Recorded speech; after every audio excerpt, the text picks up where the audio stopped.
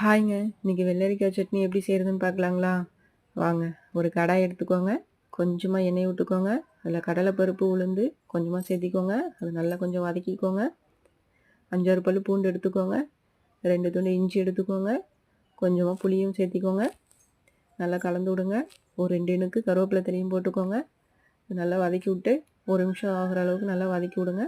நான் காரத்துக்கு 2 பச்சை மிளகாய் போட்டிருக்கேங்க. அதையும் சேர்த்திக்கோங்க. ஒரு கைப்பிடி அளவுக்கு தேங்காய் எடுத்துக்கிட்டேங்க. இது நல்லா வதக்கி தனியாக நம்ம எடுத்து வச்சுக்கலாங்க. இப்போ நான் ஒரு வெள்ளரி பிஞ்சு மட்டும் எடுத்துருக்குறேங்க.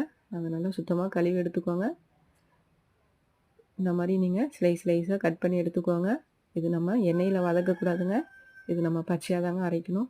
பச்சையாகவே அரைச்சாலே சட்னி ரொம்ப டேஸ்ட்டாக இருக்குங்க தோசைக்கு.